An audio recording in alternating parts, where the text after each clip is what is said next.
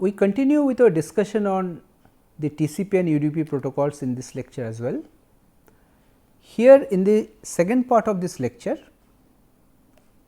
we shall be looking at the actual header fields of both the TCP and UDP protocols, and in particular we shall be looking at the process of TCP connection establishment and also connection termination, because these are a few very interesting things which can lend itself to some kind of network based attacks that we shall be talking about. Okay. So, let us start with TCP. TCP, we have already mentioned that at the transport layer level we have a host to host connection facility. So, TCP supports host to host communication facility and it supports a set of features. The features are like this: two processes can communicate among themselves, a process on a local machine and a process on a remote machine. There can be a process here, there can be a process here, they can communicate. Stream delivery service, the data that are being transmitted, these are called segments, they are considered to be as a stream of bytes. A stream of bytes are sent, a stream of bytes are received at the other end. This is said to be a stream oriented service. Full duplex means both way communication, two way communication.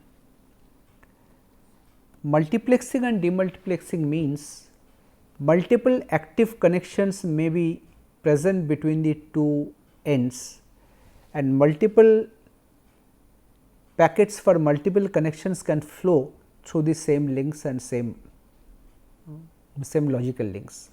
These are called multiplexing and demultiplexing. And TCP ensures connection oriented and reliable service. This briefly we have mentioned earlier, that there are a few features using error control, retransmission. So, it tries to ensure this kind of features. Now, you look at the whole TCP/IP protocol family and you can see that TCP sits here, TCP is here. Below TCP there are several protocols at the network layer level where IP is the dominant protocol, and there are a few sister protocols which are there which have very specific purposes. So, the point to note I am just repeating. So, although TCP provides a connection oriented reliable service to the applications at the higher layer, but all data transmission has to take place via IP, and IP is a unreliable datagram service. So, TCP has to do a lot of bookkeeping, management, buffering, so that all this error correction and streaming and these reliable facilities can be provided to the application. Now, let us look at these diagrams. This first diagram actually shows you the conceptual view of TCP. This is a sending process, this is a receiving process on two different computers. This is the TCP layer on this and this is the TCP layer on this. So, TCP provides a host to host logical connection. This is not a physical connection, a conceptual connection. So, you have this pipe that is being shown here, this represents the logical connection, and over this logical connection a stream of bytes are flowing. This is how a TCP communication system looks like. Now, let us look into some more detail inside TCP, which is shown in the next diagram. You see both the sender and the receiver they maintain some kind of a buffer.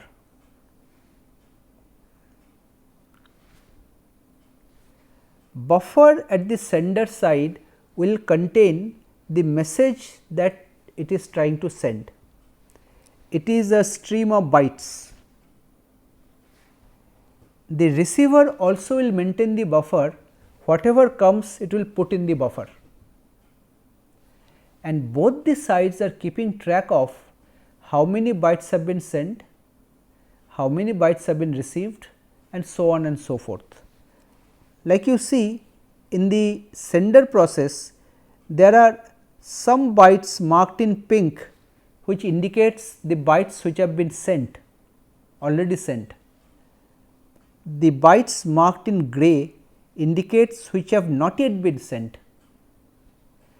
and the process, when it is generating some data to be sent, it will be storing them into the buffer from the next available location onwards.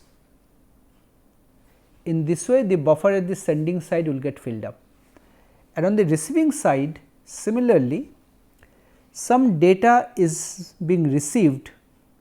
This pink one says that this data have been received, but not yet read by the receiving process,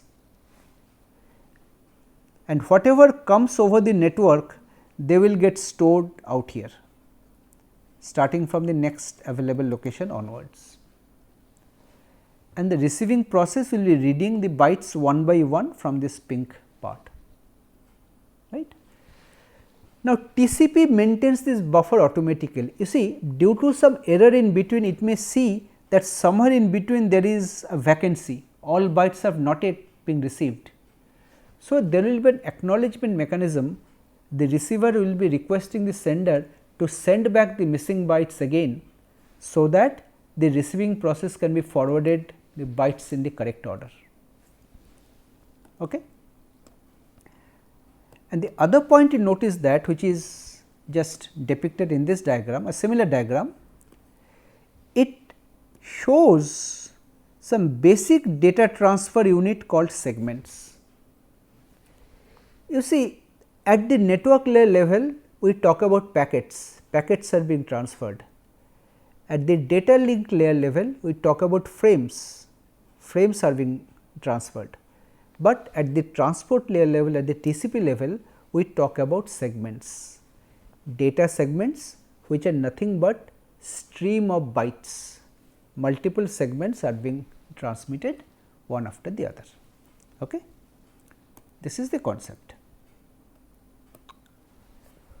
Now, let us look at the header format of the TCP protocol.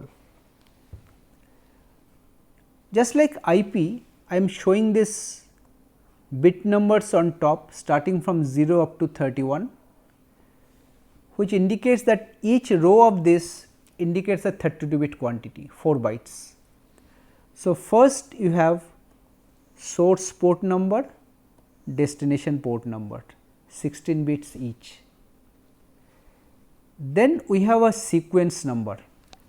Well, sequence number means, I told you that data are being sent in units of bytes, stream of bytes.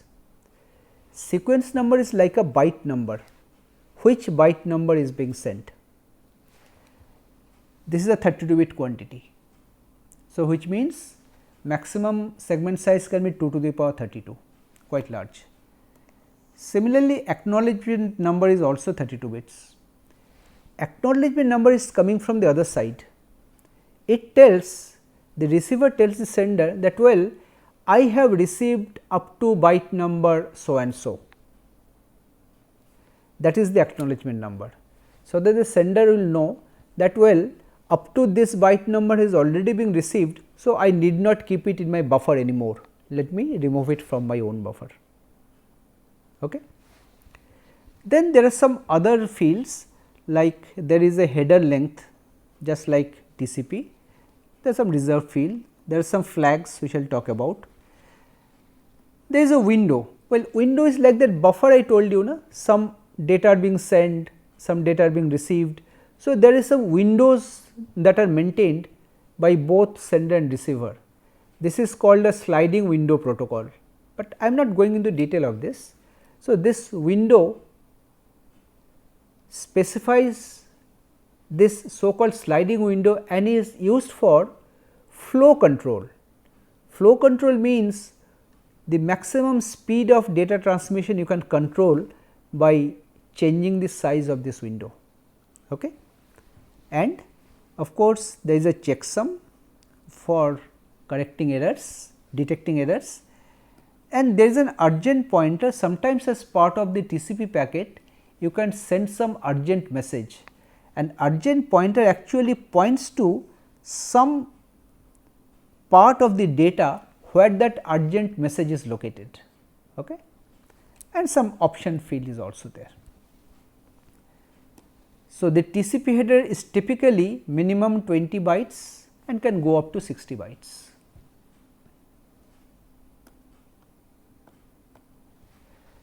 So, a brief explanation. Source port already I have mentioned, destination port. This identifies the process at the local end and at the remote end. Sequence number, I am just repeating, this is used for keeping track of the bytes being transmitted for the purpose of reliability. Each byte is assigned a 32-bit number, and as the bytes are being transmitted, that number is incremented by 111 like that. Okay. Fine. Similarly, from the other side, acknowledgement number is coming. The remote host will acknowledge receipt of the data. It will contain the number of the next byte expected. Like say, suppose the receiver has correctly received up to byte number 1000, let us say. So, it will be sending back an acknowledgement saying acknowledgement 1001. So, it will be sending back an acknowledgement packet with the acknowledgement number field as 1001. Okay. Now, header length is a 4-bit field, it is just similar to the IP, and the IP header also has a header length field. It specifies the header length in multiple of 32-bit words. Okay. So, minimum value is 5 because minimum header size can be 32, can be 20 bytes. So, it can be 5 minimum.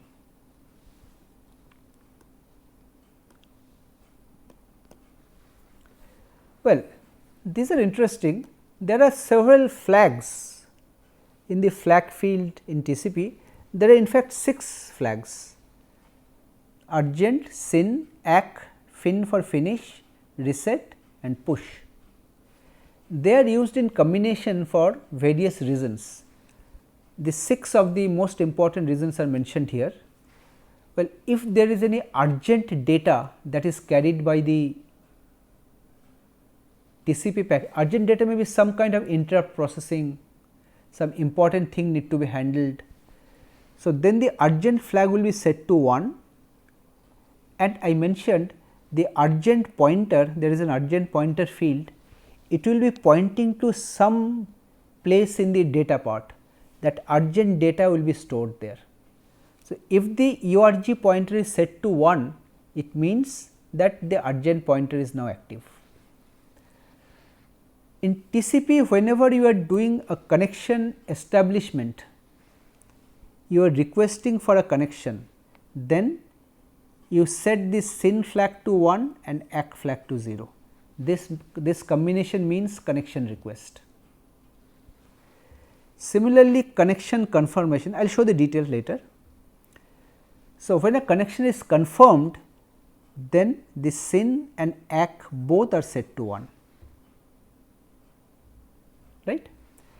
And during sending, if the sender has no more data, it has finished sending the data, then the finish flag will be set to 1, so that the connection can be released. So, when the connection has to be terminated, this fin flag is set to 1. And sometimes you may need to reset a connection due to some problem, then RST bit is used for this purpose. Some connection attempt you do not want to accept that connection, then also you can send the RST bit, the connection will be rejected. And there is the last bit push bit, this indicates a push function. This can also be used to indicate end of message. So, when a message is finished, you can set the push flag to 1, it will tell the receiver that there is no more bits in the message. Okay. So, these are the flags and the ways they can be used. Window is a 16-bit field. Now, this field actually tells you how many bytes you can send beyond the bytes acknowledged. Like, let me give an example. This is the sender, this is the receiver. Sender is sending bytes one by one. Suppose the receiver has sent back an acknowledgement. It has said that, well, I have received all bytes up to 1000, next byte I am expecting is 1001. Okay. Now, for the sender, let us say the window field is 100. Let us take an example. This means that the sender can now start sending byte numbers starting from 1001 up to 1100 without waiting for an acknowledgement. This window size actually tells how many bytes the sender can send without getting the acknowledgement. Once the window is full, finished, all 100 bytes have been sent, then the sender will be waiting and idle. It will be now waiting for the acknowledgement to come back. So, as you can see, if the window size is larger, you can send more data and wait less, and then wait for the acknowledgement to come. But if the link is slow, then possibly window size will be made smaller. So, by adjusting the size of the window, the rate of transmission of data can be controlled.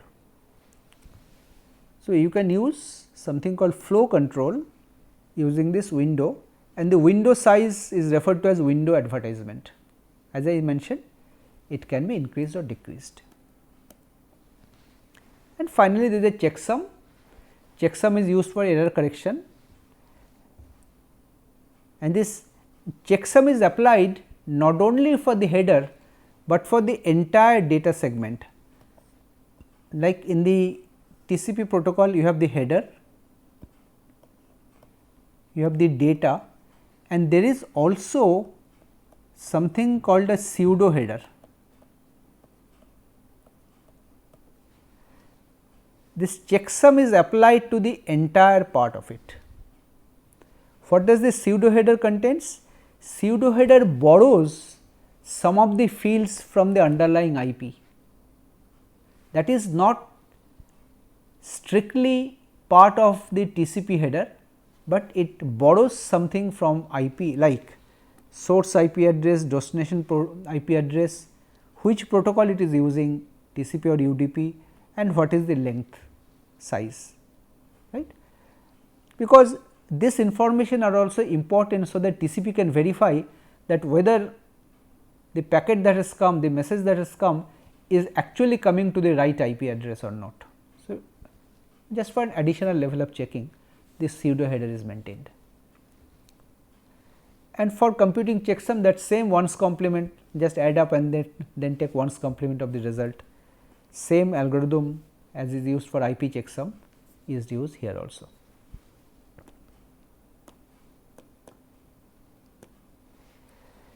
Now, let us look very quickly at TCP connection establishment process. This is interesting. You see, here there is a client, and client is trying to establish a TCP connection with a server. There is something called a three-way handshake protocol which is followed here. The first step is to initiate the connection. What it does? The client will send a packet with the SYN flag set. First, the SYN flag is set to 1 and a packet is sent. Well, here some sequence number will be carried with the packet, let us say 100 as an example. So, when the server receives this initiate connection request, the connection is still not complete, this is incomplete connection. Server responds by sending a SYN ACK packet. So, this is going in this direction. SYN ACK means SYN is also 1, ACK is also 1, both these flags are 1. This will be going in this direction. And here sequence number will be from the server to client side, let us say this is 200 and this sec was 100. So, now this acknowledgement number will be 101, next one. So, after receiving this, the client will now know that, well, yes, now the connection can be established, and what is done finally is the client sends back the last packet, it is an ACK packet. So, the final acknowledgement ACK equal to 1. Here this sequence number was 200 was received. So, now ACK will be 201 and previous packet was carrying sequence number 100. Now, this will be sequence number next one 101, let us say. So, when server receives this, connection is finally established.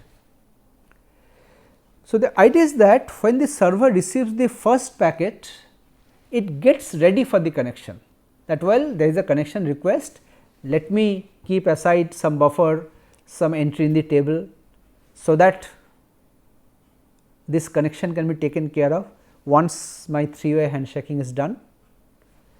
So, server sends back and client finally sends back again, then only after this 3-way handshake the connection is said to have been established. Okay? This is how TCP connection is established. But look at a scenario like this, which we refer to as half open or incomplete connection. Well, that same diagram I am showing, the client is sending a request,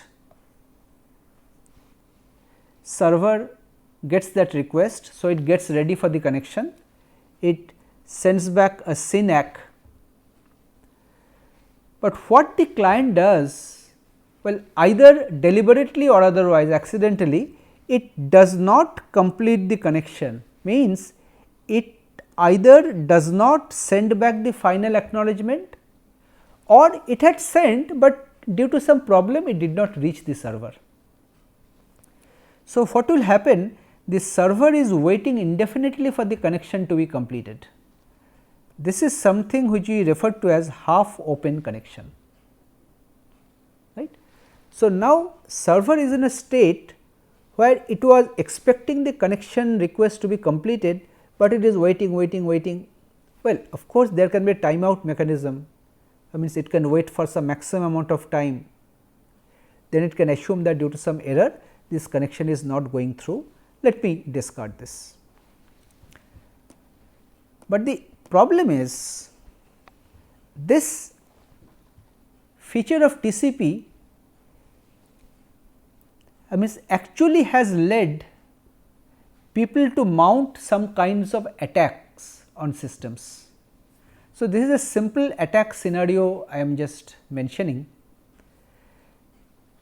Suppose some hackers decide that I have to target that particular computer.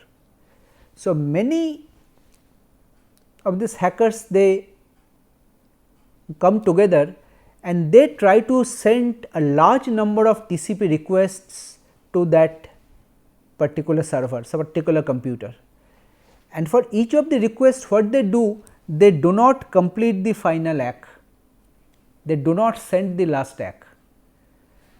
So, the server will be receiving a large number of requests, but none of those requests will be completed. So, the size of the table will slowly get filled up, that means connection request has come, not yet fulfilled. So, finally, the table will be full, there will be a finite size of the table. So, all future connections will be denied, because there is no space to keep records in the table. So, even the legitimate connections will get denied. This is something which is called denial of service attack. So, this was one of the simpler ways to mount denial of service attacks based on the TCP protocol, right. Okay. And lastly, talking about the TCP connection termination, well, I am just illustrating it here. This is the client, this is the server. Well, I am showing it in the context of an ongoing communication. Suppose the client was transmitting some data, right, some data was coming and was coming to the server. So, server was doing some read and read was successful. It was returning some number greater than 0 means read was successful. Now, when the client wants to shut down the connection, terminate the connection, it will send a packet with the fin flag set to 1.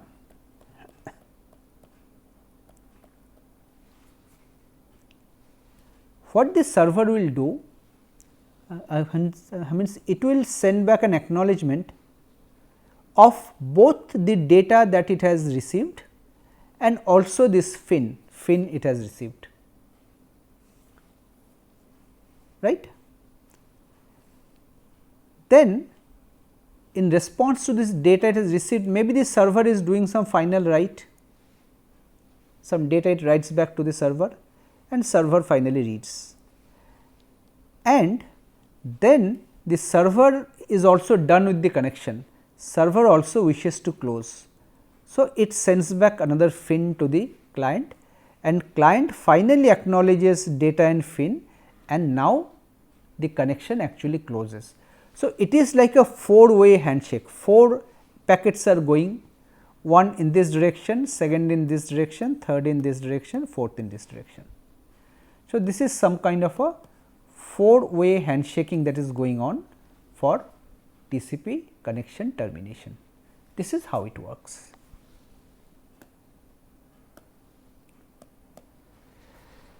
Now, lastly, for the UDP packets, the header format is very simple. You see, the IP layer provides a datagram service.